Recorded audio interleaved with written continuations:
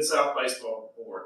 I'm your host, Johnny Ray. Hey folks, this is Kevin Kennedy coming to you from USA Stadium. Hope you're enjoying the broadcast. Here at Perfect Game Mid-South, we just want you to know we've got a great spring and summer lineup of tournaments coming this year. We've got several WWBA championships that have been given to us that'll be played here this summer. We've got a Mid-South Regional, Mid-South Championship. We sure would like to have you guys join us. Go to our website at usastadiumtn.com or perfectgame.org to check out all the opportunities that we have. We sure would like to see you at the park.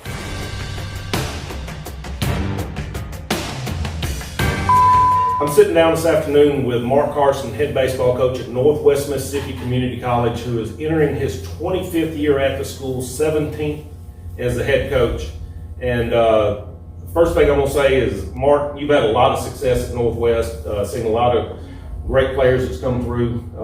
Talk a little bit about your experience there as a coach and some of the guys that's come through your program. Yeah, it's been a lot of fun. It's been a long time. It's been a very, very enjoyable career, and like I said, we've been very blessed with really good players and good coaches and along the way. But we've had some outstanding ones in the last 10, 12 years, and that you get to watch and move on. And right now, I guess the one I talk about the most would be Cody Reed, who's currently in the big leagues with Tampa Bay and just finishing up about his 5th year in pro ball, and a big left-handed pitcher in that organization. And just right now on the scene right now, we've got 2 young men that are at Ole Miss playing on that. One of the top teams in the country, Ben Van Cleve and Hayden Leatherwood. Hayden being a Memphis kid here from around here. And then we've got 3 at Mississippi State.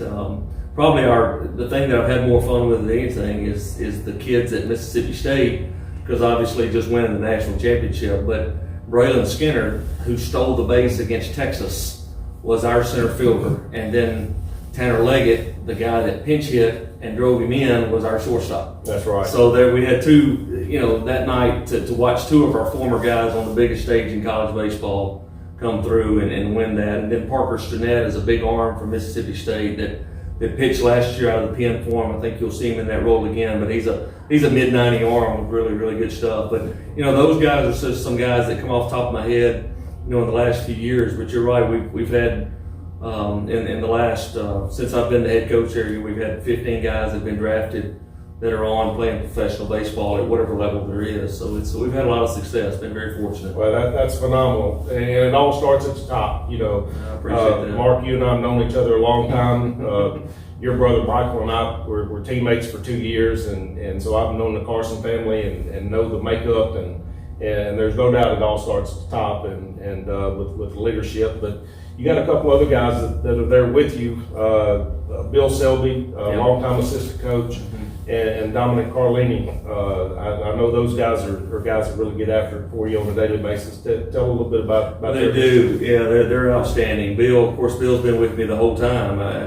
I've said, when people start talking about the number of wins and everything, we've got to almost put an asterisk beside it, because he deserves as much credit as I do, I guess, for that, because he's been with me every game. And Bill had a really good professional career and played professional baseball for 13 years, and played the big leagues with Cleveland and Boston, and just for what he brings to the table as a professional guy.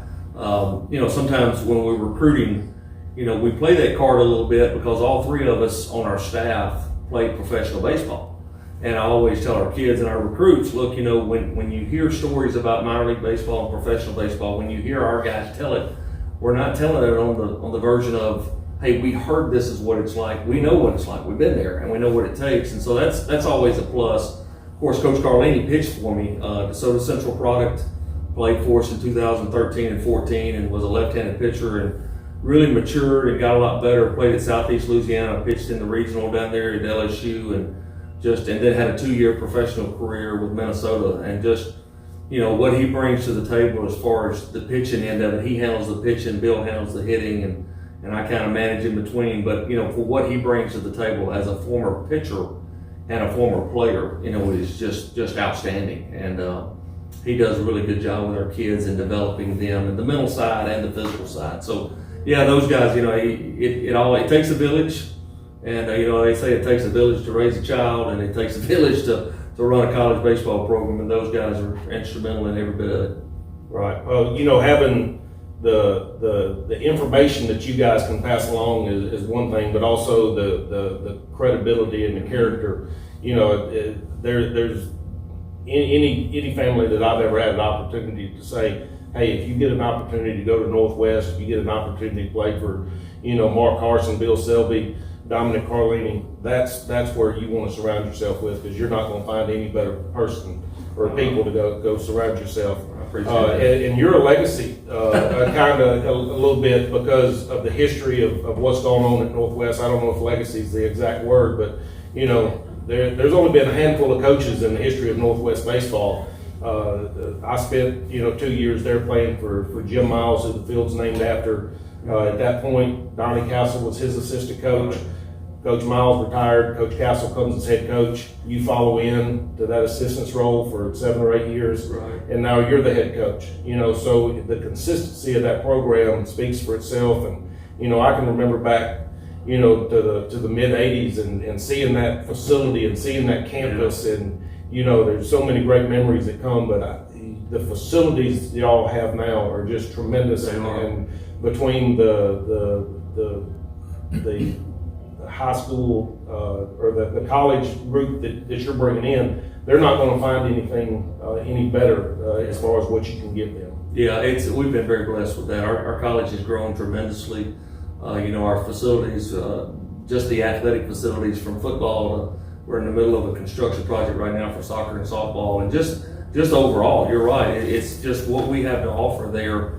It has a 4-year feeling to it because of the size of the campus. As far as acreage, where I think we're the second largest community college in the state of Mississippi, and as far as the size of that and every program that we have, we're currently in the middle of building an enormous building for our fine arts department right there on the road. It's going to be visible, and it's going to just add so much for the college. But you're right, that's one of the things when I say we're blessed and very lucky. Northwest provides so much, and it's really an easy place to recruit, because once you get people on campus and you get those moms and dads there, you let them see really what our school's about and the feel of it. It's very attractive. Yeah, well, I've said for many years, if I could still be at Northwest, I'd still be there. I would too. I loved every minute of me being there. Great friends and memories, and the baseball was secondary because of what I received from there. No doubt. And No doubt. that place is just a special place. And I'll tell anybody, if you've never been on campus, if you never been to a ball game there, go check it out, see what that level of baseball is all about. And I think, a lot of people don't realize what they're getting into when they go play junior college baseball. Some people just think, it's just a step up from high school baseball. Right. But I think it's a little more than that. No doubt. I've said the MACCC Junior College League in Mississippi, to me, of course, I'm probably a little biased, but there's no doubt, to me, it's the best top to bottom league in the country as far as junior college baseball. I mean, we're in that region with LSU Eunice down there, and those guys are year in, year out, number 1, number 2 in the country. And, you look at who has won the national championship in junior college baseball in the last 10 or 12 years. And I believe 8 of those years, it has been our region. And so our region, we all joke among ourselves as head coaches and say it's like the SEC West in football. I mean, whoever gets out of it and survives it Has a chance. is probably going to win the national championship. Yeah. And it's just so, we beat each other up during the season, but it's just an incredible league as far as the strength of it. But you're right, junior college baseball sometimes doesn't get the attention it deserves, and kids end up going that route sometimes is what I call a plan B. And they have no idea how good it is until they get there. That's right. And then they get there and they walk through the league, and usually it takes about 6 months to a year, and you realize, wow, this is such a great level of baseball. And I think that's one thing that has attracted me to it and kept me there for 25 years now, is it's just a great brand of baseball. And it's a development league. And you've proven that you help guys get to that Yeah. level that they want to be at. Yeah. Because not everybody out of high school is ready to go to an SEC school Yeah. or a Division I school for that matter. No. And your track record speaks for itself of helping getting those guys to that next level. And it's a lot to do with the plan that you have in place and the academic structure and the athletic structure. And you know, it's always been a great place. I appreciate that. It's special. Yeah. So, you know, just happened to run into you on the street today. You're in here recruiting. You know, it is. I mean, you've been at this for 25 years. You know, you still get after it. Oh boy, you've got to. I mean, it's, you know, that's, I say all the time, junior college recruiting, and you know, you've been a head coach in junior college. Junior college recruiting to me is the hardest thing of all of it, because you lose half your team every year. You know, whereas if you're at a big school, you may be looking for 4 to 5 players for that particular class. In junior college, we're looking for 14 to 20 kids every year, and there's so much turnover. And you've got to do it. I mean, you've got to get out, and, you know, here it is, a Saturday night, October 30th, and been in a stadium all day looking for players. And that's just what you have to do, is the price you pay. But if you want to have a good program and you want to really get out there, you got to beat the bushes and you got to find them and rely on people to help you as well. I mean, we get tremendous help from people like you and high school coaches and scouts. That's been one of the best things is, you know, we've been fortunate to have a good program, and people understand that, and people, you know, you got to have eyes out there. I tell people all the time, it's a networking business, and some of the best recruiters are umpires that you have great relationships with, or professional scouts, or, you know, Division I coaches like visiting with Lane Burroughs today. You know, where Lane may see a guy in Louisiana or see a guy somewhere, and he may not have room for him, but he may think he's a good junior college player, and, you know, you pick those guys' brains as well. So it's, you know, it takes that village we talked about earlier, but it is good. Yeah. Last thing I want you to expand upon is when you played, you know, you didn't really start thinking about where you were going to college until halfway through your senior year. That's right. And now you're not out here really looking at 2022 graduates. That's right. You're looking at 2023, 2024. Yeah. The concept of JUCO recruiting has changed. Yeah. So it's almost like what they're doing at the Division I level, and there's so much more development amongst kids over the next 1 to 2 years. I mean, how does that affect what you look at from for kids? Well, it's made it a lot harder, obviously, because you're right. I mean, here tonight, when I finish this interview up, I'm going to watch a 2023 young man pitch here at the stadium, and then watch a 2024 position player. And if you had told me 10 years ago I was going to be doing that, I would have laughed at you. But that's what it's come to, is that, you know, we're a year to almost 2 years ahead of where we were 10 years ago in this process. And of course, social media, you know, social media has had a lot to do with that. Good and bad. Good and bad, I agree. There's a lot of good to it, there's some bad to it. But it has sped the process up to where now kids want to be seen, they want to be out there, they want to make decisions earlier. It's not something that I push, it's not something that I necessarily agree with, but it's where we are in the game. And so you've got to get out there and you've got to find those kids early. And you know, it's not so much that you're going to find that 2024 guy tonight and convince him to go to junior college.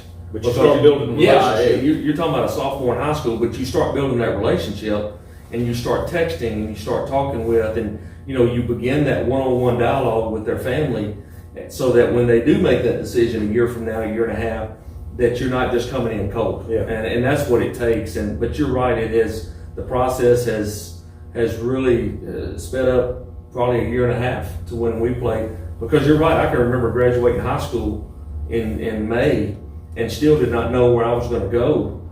And really, it was just that summer after your senior year is when really people started recruiting you. That's right. As crazy as that sounds, and that's just the way it was. And so it's a different game. Yeah. Tough sometimes. You got to be a prognosticator. Well, the thing, you know, I've said all along, recruiting that early, you know, you're recruiting on such a big word that I call potential, and you're recruiting a young man on potential that you see as a sophomore. Sometimes that potential pans out and it gets better. Sometimes it doesn't. And so, you know, going early like that, sometimes you do make mistakes, and you jump on a guy that really doesn't pan out like you thought. There's other times that, you know, it does. So it's you know, sometimes it's just a shot in the dark, but it's something you got to do. I had a coaching friend of mine told me one time, potential is in the dictionary means hadn't done anything yet. That's right. You know, he could do something, but he hasn't done anything yet. That's a good way of saying it. You got to be really smart at what you do. That's a really good way of saying it. And you know, just keep building and doing what you do. It does. Mark, I can't thank you enough for coming in and sitting down with us. We're excited about what we're doing here at USA Stadium. You've always been through here as a coach, playing with your team at Northwest, and also recruiting. And you know, when guys like you step foot on our campus and at our complex, that helps our brand and that helps us grow. And so I want to thank you for being here with us and believing in what we're doing. Well, this facility is just going to be such a shot in the arm of Memphis area, North Mississippi, West Tennessee, Arkansas baseball, because this, you know, what y'all are doing here is amazing, and just the stadium itself was always very nice and such a really big draw. We love coming up here playing. Actually played here in 2007 in the World Series, and then I believe Coach Miles and Coach Gassel brought Northwest up here in 95 and 96 in the World Series. So when you know the stadium used to host the JUCO World Series, we were fortunate enough to play in it 3 times, and you know, so I've been here many times. But now seeing what y'all have done with the expansion of the fields and the lighting and the turf fields, man, it's going to be phenomenal. Yeah. The best is yet to come. Well, it's we're excited. It's a never-ending chore. Yeah. But we've gotten off to a good start, and like I said, it's always good to see you. Yeah, good to be here. I appreciate it. I appreciate Thanks, your sir. time. Thank you. Appreciate it. Hey, Jeff Duncan here. Just wanted to let you guys know that I'm hosting my 5th annual hitting camp this January 15th and 16th with Coach Turtle Thomas of the Texas Rangers. We've done a camp here in Collierville in the Memphis area for the last 5 years, and it continually grows every year. So this year we're going to have it at the Collierville High School indoor facility on January the 15th and 16th. It's going to be a 4-hour format on Saturday and Sunday, and we will do 1 hour of defense on Sunday and 7 hours of hitting. So for $200, you get 8 hours of instruction. We'll have several local professionals of the Memphis area here that you guys can relate to. So please reserve your spot. Call me at 827-9562.